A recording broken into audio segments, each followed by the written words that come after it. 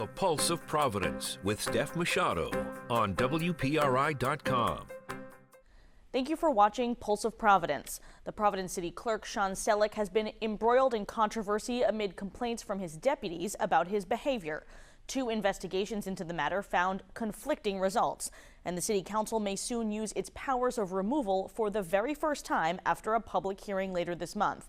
Target 12 has been covering every twist and turn of this story since the summer, and in this episode of Pulse of Providence, we sit down separately with Shawn Selleck and Council President John Igliozzi to talk about the situation. Shawn, thank you very much for taking the time. We're going to get into all of the politics of what's going on here, but I just wanted to start out by asking you really directly about one of the more serious allegations that's in the IFRAD report.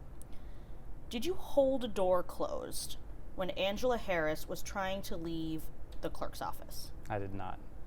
So what did happen in that incident? And to read what she said about you, quote, "He jumped up and grabbed the doorknob and would not let me leave. I told him my husband was outside waiting and I had to go. He then stated that we needed to finish this conversation. I told him I had nothing further to discuss and he needed to move away from the door." And then later she says, you moved away from the door. So what happened from your perspective in that incident? Angela Harris was refusing to perform a pretty basic task that I had asked her. She said it was administrative and she didn't do administrative work, which almost all the work in our office is administrative. And it was 4:29, City Hall, time to go. And she wasn't interested in answering the question of why she didn't feel like she should have to do that work. And actually, as I recall, we were standing. So I was closer to the door and she left. I didn't hold the door. You didn't put your hand on the doorknob? No. There was no way she could have inferred that you were blocking her exit? I don't believe so. Okay. She's one of 3 deputy clerks who have made accusations against you, saying that you made them feel uncomfortable. Tina Mastriani, the longest serving deputy clerk, I believe, involved in this case, said it affected her mental health, having to work under you. You've said this report is politically motivated. Who is leading the political attack against you? John Igliozzi. And why would he do that? He wants someone in the city clerk role that plays ball with him. You know, that's part of the team that will draft the legislation in ways that benefit him and sometimes concealing things. And Tina and the other deputy clerks play ball, to use your phrase? Yes. On multiple occasions, I've found, either on my own or because other staff in the office have raised concerns to me about changes in legislation being hidden. And can you give an example? Sure. One example is in the report that you referenced. It was when I was asking the internal auditor why changes weren't being shown so that the full city council could review those changes before they voted on the budget in 2019. And she refused. She said it was done. And even more concerning to me, and what should be really concerning to the public and to the city council, is that the independent investigator wrote in the report that I was upset about what is basically an inconsequential matter. And I don't think that being aware of exactly what the legislation that you're voting on means is inconsequential. I mean, they are legislators. And to be clear, this was like the sub-A of a budget ordinance. They were making changes to whatever they had originally proposed. You were, as the clerk, tasked with putting it on the docket, and you noticed that it was not underlined where they had made changes. Yes. To a lengthy document. That's correct. I mean, the normal process is you introduce the basic piece of legislation, they make changes. Those changes are highlighted for the council members to review before they finally vote on it. And the ironic thing is that that conversation I only had because the second deputy clerk at the time, Sherry Petronio, she was concerned. She was upset that the red lines weren't there. And so I went to the internal auditor and I said, look, Sherry said that this should be highlighted. And the internal auditor said, well, I already did the work. I'm not going to go back and change it. So what is Sherry's motivation for complaining about you in this investigation? I really don't know, except for the friendship that she has with Tina Mastriani and the financial incentives that have been provided to her by Tina and the council president. That example that you gave about the redlining, that was from before John Igliozzi was council president.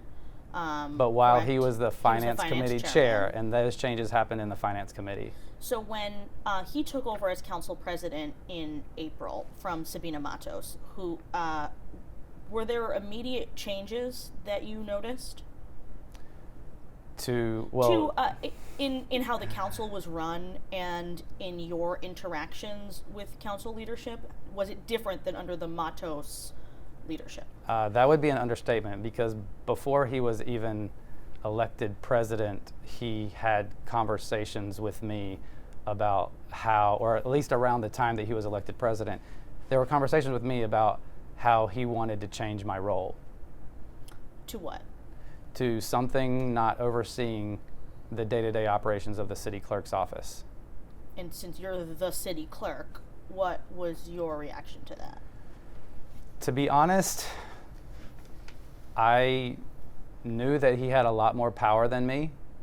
I felt pressured, and I was willing to consider the carrot that he dangled in front of my face, which was that I would be able to use my technology and consulting background to improve other offices that were led by city council appointees. And I wasn't really interested in fighting with him at that time, because I didn't think that it would be worth it. And so I agreed to start working on some other tasks and to let Tina lead most of the day-to-day operations of the office. And did that sort of the background in technology and whatnot, for folks that don't know, you built the Providence Open Meetings portal prior to being the clerk as a consultant. Do you feel that as clerk, you made the office more accessible because things were more digitized? And did you get a sense that that was something that the council president didn't like? You're talking about Council President Igliozzi? Yes. I don't know that he had opinions one way or another about the digitization. I just know that he didn't have a buddy in the office that would help him to represent legislation in a way that would serve his political interests personally. Okay, and there seemed to be a genuine disagreement between yourself and Tina about whether or not you answer to the city council and by default the council president, because they do elect you. Mm-hmm. They install the clerk of their choosing, which is a political process. Mm-hmm. People, make the calls, try to whip the votes, to get appointed to this job. But you believe once you're in it, they're not your boss anymore. So that's a really key argument that's made in the report that completely misrepresents my position. I do believe that I report to the city council. I do not believe that I report to the city council president. I believe that all of the city council members should be served equally by the city clerk, because the city clerk was elected by the full council. And there are people that are appointed just by the city council president and hired by the city council president. They report to the city council president. City council appointees should be serving the best interests of all of the city council members and the people of Providence. So your position from the start has been, and I will note that the city council did elect him to be their leader, so there's going to be things that he takes the lead on. But when you were placed on leave, your position was, if you want to remove me, all 15 members have to make this decision, not one person. That's correct. And that's what the charter says. And that's why the Supreme Court got involved, because that was violated. When was your first indication that, in your opinion, the council president was trying to get rid of you? Immediately upon his election as council president. What did he do or say to make you believe that? Before he had even resigned as the chair of the finance committee meeting, which I chaired those meetings, we stayed after one finance committee meeting, and he started leading into, oh, well, I see you and Tina have a difference of opinion on how things run, and I think that we should try to find a way to work that out. And by work that out, I knew what he meant. What did he mean? He meant he didn't prefer to have me leading that office anymore. Did he ever ask you to just resign? Did he say, I would like a different person leading this office. I want you to step down?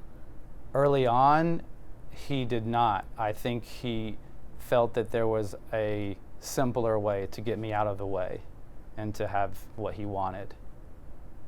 And that was to take these complaints that had been made, some of them had been made prior to him being council president, and I guess connect the dots for me. The simpler way to get rid of you was... No, the simpler way was that put me working on some other projects that I would be able to contribute to the city in a way that I felt, proud of, and that would further the city's interest with my skill set, and let Tina take over the office. That didn't work. And then what happened? You get the phone call saying don't come in on Monday. That's You're right. on leave. That's right. I mean, that was a shock to me, because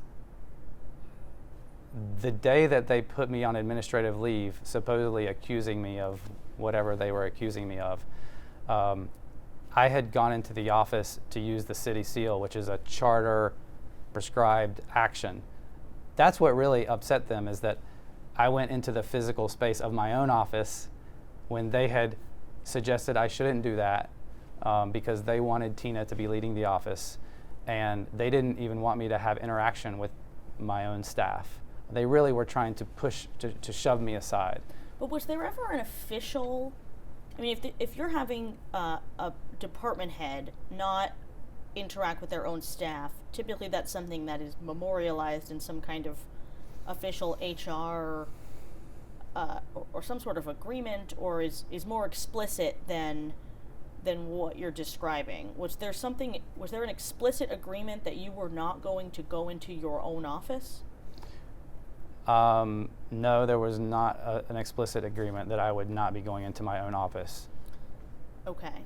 There were emails, and I feel like that was one of the things I was most upset about, is that the council president and the chief of staff were not treating this as importantly as you rightly point out that it was. I mean, it was really a changing of responsibilities, and it was meant to isolate me, and they weren't willing to spend any more time on the details of that arrangement than they had to. And I think that that's one of the reasons that it really fell apart. The IF-Radio report does say that some of the women who have made complaints about you were reporting issues to HR as early as February. Mm-hmm. So that's before Council President Igliozzi took over and all of that. Did HR ever talk to you about these issues at that time, back in February, March? We did have some discussions. I came in wanting to change things in the office, modernize. I think you're familiar with my background and that I've done a lot of projects in that area. So people who don't want change, sometimes aren't interested in that, and that created some friction. And so we tried to work that out. Unfortunately, it doesn't seem like those efforts were successful. But this didn't come out of nowhere. I mean, people were aware of the differences in management style between me and Tina. Because you did say in July that you were shocked to be put on leave, Mm-hmm. but you were aware that there were issues. I was aware that there was a difference in opinion in how the office should be managed, but I was completely shocked that they would put me on administrative leave. And from what I understand, the HR director told me that he was told by Jim Lombardi, the chief of staff, that, and the HR director asked him directly, are you accusing Shawn of harassment or discrimination against a protected class? And he responded, yes. That's the only reason that the HR director put me on administrative leave, because that's a very serious accusation. Yet, when I was brought back to City Hall because of this Rhode Island Supreme Court forcing the city to bring me back after the HR report cleared me of those charges, or said that there was really nothing there to think of, Jim Lombardi claimed to my attorney and in front of the city solicitor representative that they had never accused me of anything like that. And so from the beginning, the effort was to get rid of me, legally or illegally. They wanted me out of the way, and it had nothing really to do with my interactions with the staff in my office. And that's why, that's part of why you say the Carly Iafredi report, who's the outside attorney who did the second report, was politically motivated, because it was commissioned after the HR report reinstated you. It was a redo. The council president was like, oh, we need to redo this. Whatever they found in a truly independent report, that doesn't serve my political interests. I need something that gives me a reason that I can persuade all of the council members that this guy's got to go. They did find in the original HR report that the office was toxic, which they said predated you, but continued. What has been your experience in that office? Is it a toxic place to work? Well, I found that there's, I've done my best to diffuse that toxicity. I came in from the very first day telling everyone how I understood that there needed to be a positive culture shift in the office, and that I was interested in supporting people with professional development that had never been done before, and training that had never been done before, and sharing responsibilities. But I found out, and maybe I should have realized this from the beginning, that sharing knowledge threatens certain people's power and job security.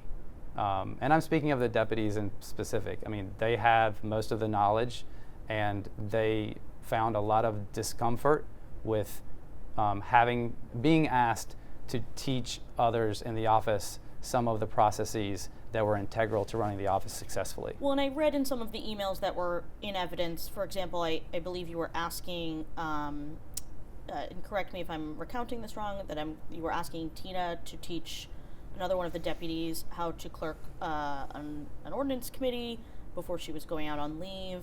And I believe her response was that, it took me years to learn all this stuff about zoning. I can't teach that to someone in a day. So is that accurate, that you were asking them to impart this, wisdom in a short period of time?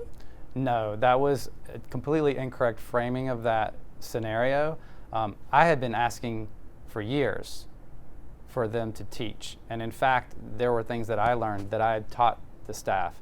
There's very little that I know about processes in my office that I haven't taught someone else. Whereas the deputies that have been there for decades have kept certain pieces of knowledge to themselves and have used that as a job security tool. And there was a moment where Tina said she was going to take leave. And so then it actually became more urgent. It wasn't that I had never asked before. It was that now she's disappearing for a few weeks. She's, for years, avoided teaching this information, and now she acts like it's the first time she's ever heard that it's important to be sharing this knowledge. By the way, she said she was going on leave because of you, that her mental health was affected by having to work with you. She called you aggressive, confrontational, that she got nosebleeds and felt sick to her stomach thinking about you being her boss. And how have you reflected on knowing that someone feels that way about your leadership? Well, I think that it's a very good question to ask other staff in the office that have really enjoyed my leadership, enjoy that I'm sharing information, feel that they are supported. And I think that some people are just not comfortable with change. I really can't speak to how that makes Tina feel, that I want to change things for the better in the office. I can't speak to how she feels. I just know that whatever she's feeling is because of the positive changes overall for the office and for the city that I'm making. You know, it's not just Tina who makes claims in this report. There are 6 or so women that make claims ranging from minor sort of he's annoying to he's bullying and harassing me. Why would all these people make this up? And you're speaking directly to the fact that this is a commissioned report by the council president as a tool to further his political interests. You believe this report was a means to an end? I know that it was. Tonight, the city council, and we're taping this on Thursday, is holding a meeting to consider, among other things, your request for witness subpoenas. What is the response that you've gotten from asking that I'm going to call them defense witnesses, because this is, for all intents and purposes, almost like a trial, the way that the removal proceeding is going to take place. It's the first one the city's ever done, so a lot of this is very new, but you've asked them to subpoena your defense witnesses. What response have you gotten to that? None. They haven't answered you, but they did put this on the agenda. We sent them a letter. My attorney sent all of the council members and the solicitor's office a very formal, descriptive request weeks ago, because this is new to everyone, asking that we have a discussion about what the ground rules are to make this a fair trial, a fair hearing. We haven't received a response. I haven't even received a formal communication of what I'm being accused of that rises to the level of what the charter requires in order to even have this type of hearing. Has your lawyer been told about tonight's meeting? Will he be there? He did not know for sure that tonight's meeting was happening until the whole world knew that tonight's meeting was happening, when it was posted publicly on the Open Meetings portal. Got it. So he wasn't invited to Not that speak to the subpoena request. No, in advance. I mean, he's been trying to find out what he can, but he was not given a heads up about this meeting as far as like when it would actually happen. One of the witnesses on your list is Sabina Matos, who's the lieutenant governor. She used to be the council president. What do you think she has to bring to light in this case?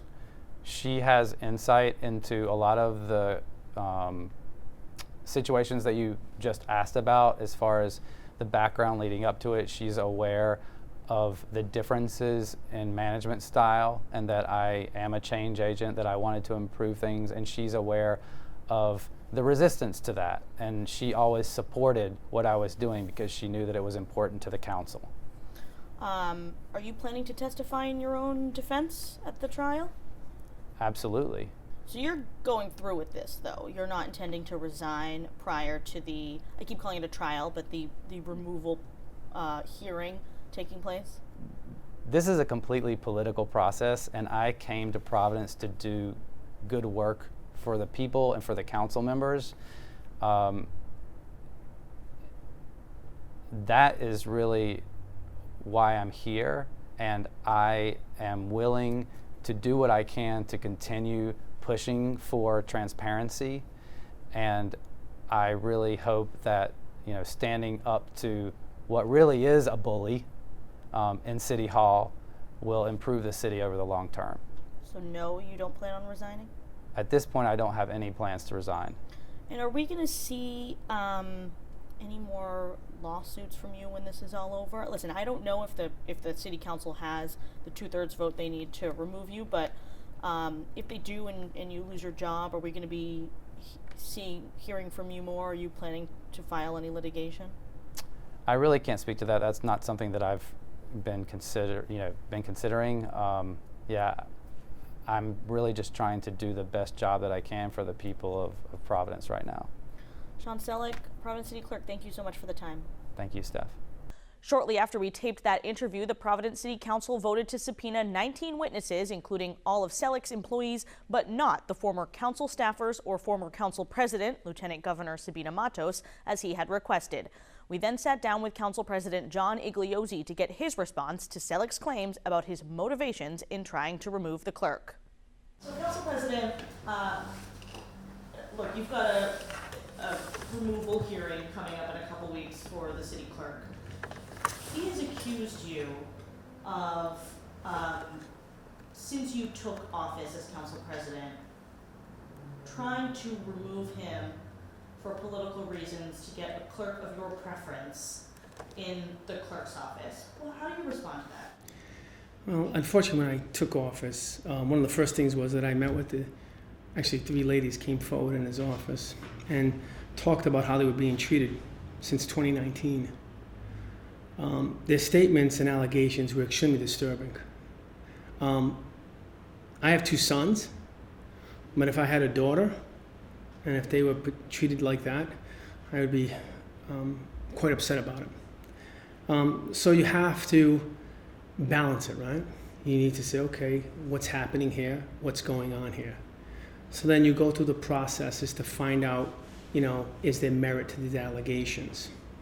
So we did the smart thing, right? Did the open government due process. We hired an independent attorney. That's what they do. They conducted their own, I think it was 2 months of an independent investigation.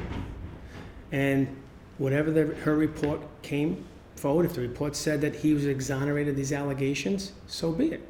The council would know it, then at least we all know what's going on. But she didn't.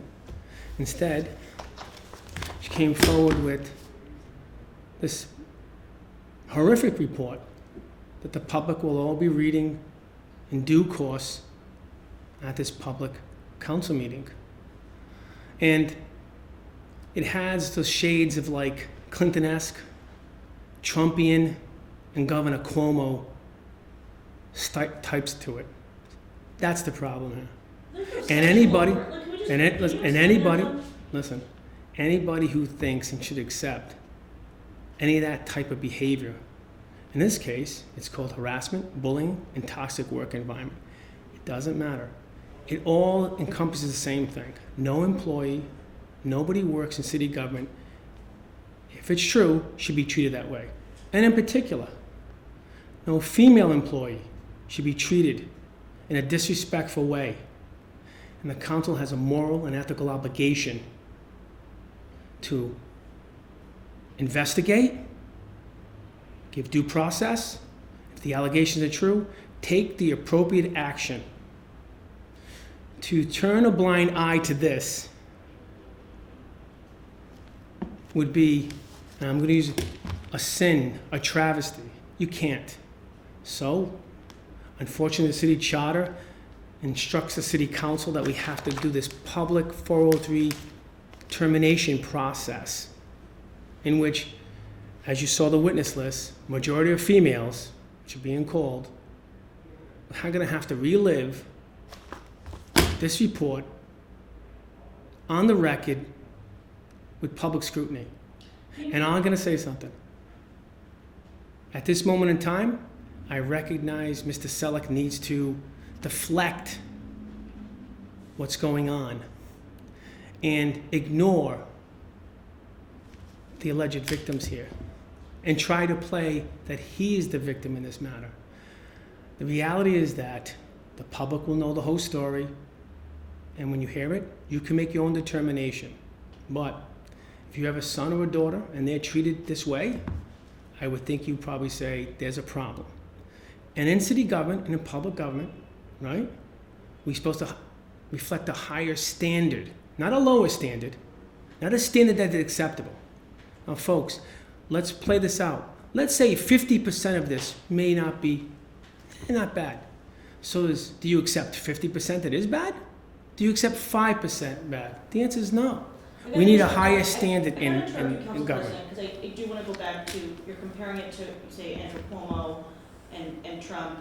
There aren't allegations of sexual harassment or sexual assault. No, it's about harassment in general. Yes, I just want to make sure that's clear Yes. for folks that are listening to that comparison. Harassment comes in numerous forms, right? It can be sexual, it can be physical, it can be mental, it can be all sorts of harassment. The word is harassment, and no one in city government, no one in state government, no one in private practice or private industry should be subject to that. Whether you're a female, male, no matter what sex, sexuality, what color of skin you have. I thought we'd become a more enlightened populace, an enlightened group of people, community, right? That we don't want to accept that behavior. So we have to go down this road. I don't know, council members, I don't think anybody's happy about it. It's the first time ever. But we have to do what's best for the people of Providence and, in this case, the 3 female employees who put forward these allegations. What was to you the most concerning thing that you read specifically in the report? At this time, because the report is not fully public, and you'll hear it all in the upcoming weeks, when it goes public, then you can decide, the public can decide, and I know my council colleagues who are independent thinkers, strong personalities, they will make the appropriate decision based on the facts and information that they receive. But the report's been pretty heavily reported on. I've reported a lot of what's in it, so it's not a secret. I'm just curious, you call it horrific. Is there something, a specific incident that's described in the report that struck you the most? I have to stay the same way. At this moment in time, this report is still confidential. I have to respect that process, respect the due process, in order for the council to move in the appropriate legal manner. So when the report goes public, we'll be more than happy to comment at that time. But until that happens, I will not. What was it about the original HR investigation and the findings of that made you decide that you needed a separate investigation? That's a great question. When the behavior and the complaints continue over and over again, when you have 3 female employees in a very difficult situation, talking about a continuation of how they're being treated in the office and how it's affecting them physically and emotionally. And you can't just turn the blind eye to that. So that's why we have to, City Council, as you know, we have to follow the city charter. The 403, which says in order for us to get a full, in-depth understanding of the situation, we began that process. And how do you do that in a fair manner? We hire an independent attorney to do an independent investigation, to give us an independent report, and if that report has any type of merit, we begin the city charter process 403. My council colleagues, in a unanimous manner, have all received this report and have all agreed to begin the 403 process. So this is being done as a collective of the legislative branch of government. I guess what I'm wondering is whether you think HR didn't do its job, because they said this didn't amount to harassment. You commissioned a separate report that had a different finding. So what does that say about HR? Well, I think that speaks for itself. The reality is that when we hired this top-notch investigating attorney, and they came to the conclusions in this report, these disturbing conclusions in this report, we cannot ignore it. HR has to deal with their own problems. The bottom line is the city council cannot ignore these types of behaviors if they're occurring. Did you dictate who Carly could interview, or did you tell staffers who should and shouldn't be interviewed for the report? No, actually, the way it worked was Carly Iafredi was hired independent. She had access to everyone who works at the city council? She asked anybody she wanted. And in fact, the first time I ever met her and spoke to her was when she was done with a report and she gave us a briefing on it. Why weren't you interviewed for the report? You have to ask her because She didn't ask you for an interview? You have to ask her. Okay. And most likely because I'm receiving the complaints from the female employees. I'm hearing about the complaints and Carly now is investigating. That's what management does, right?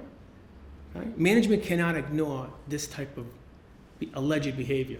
By the way, and isn't that the reason what happens all the time? Management does ignore it. In this particular case, is the council has, once again, an ethical and moral obligation not to ignore it. And we didn't. And the council unanimously moved forward in a methodical, legal, due process way by hiring an independent attorney, doing an independent investigation, and following the city charter. And the witnesses that you just subpoenaed, why did you not subpoena some of the witnesses that Mr. Selleck had asked for, including the former council president and a number of former council staffers that he felt would tell a different tale than what this report tells? Why did you not agree to that? The subpoena list was generated through the city solicitor's office, and the council took to his advice on how to proceed in that manner. Was there a particular reason not to subpoena any of those folks? I would defer that question to the city solicitor's office. But council's doing everything by the book, following the charter, and taking the advice of the city solicitor's office, which, by the way, the city solicitor is the city council's attorney. Do you have a 2/3 vote right now to remove the clerk? I would say that when we have the hearing and the full due process happen and all the facts and evidence are put forward, my extremely intelligent, independent, strong-willed, right, energized council members will make whatever appropriate decision they decide is correct after they hear this matter. So I have confidence in their ability and their understanding. They can handle the complications of a $700+ million budget, the complications of doing multi-million-dollar tax stabilizations, the complications of trying to get safety and protection back on our streets. They have the ability and the know-how to sift through, make an educated, understanding decision, and they'll vote their conscience. And just to be clear on this, before the report came out, is there any truth to the narrative that you preferred Tina to be the city clerk over Shawn Selleck when you took over as council president? You obviously don't get to just pick the clerk because it's a vote of the full council, but is there any truth to the fact that you preferred a different clerk? Well, the truth is that I actually voted for Shawn Selleck. He was the only person running at the time, yeah. I voted for Shawn Selleck. But the bottom line is there were people who were vying for that position. So that time, when I became president, he was the clerk, and you move from there. But then the 3 female employees came forward with their concerns. So it's not about who I prefer, right? Not just because that's his claim. Let me finish. Yeah. Who I prefer, because it's about the 3 female employees. It doesn't matter if I prefer X or Y. It matters that these 3 female employees have the courage to come forward to talk about how they're being treated in that office. And we cannot take that lightly. That seems to me, that's a typical political, legal strategy in order to avoid this type of serious behavior and not be responsible for your actions. And the 3 people I just mentioned earlier, isn't that part of the reason who they are? They chose not to be responsible for their actions. All right? So sometimes, that's part of being an adult. You have to be responsible. Be honest, be open. But these types of actions, if they're true, cannot be tolerated, are not acceptable. As far as I'm concerned, not on my watch. I have no problem with that. And by the way, our job, by the way, is to help folks that don't have the voice. Our job is to protect people who don't have the tools to be protected. Well, that has to do with our employees too. And there are people who work for the city who are vulnerable, They're vulnerable for different reasons. Whether they have a health issue, a handicap, or etc. Our job is to stand up for them. And people need to stop coalescing around that beatitude, because this is unacceptable. That's the bottom line. I'm not going to make politics. This is about morality, legality, and ethical behavior. And unfortunately, we have to do it in this public kind of discourse. At the expense, by the way, of the courage of those 3 female employees who came forward. They're the ones who have to suffer through this. So I would ask everybody to withhold judgment. You need to blame somebody, so be it. But why don't we hear all the facts, hear all the evidence, give support and strength to the 3 women who are willing to come forward in a public forum and tell their story. And then you all can make a judgment. And I expect my council colleagues to do it, and I know they will. I have confidence they will. And they'll make the right decision they think is correct. The 3 deputy clerks are expected to testify about their complaints against Selleck at a hearing later this month. The city council has hired a prosecutor who will question the witnesses, as will Selleck's attorney. Thank you for watching Pulse of Providence. We'll see you next time.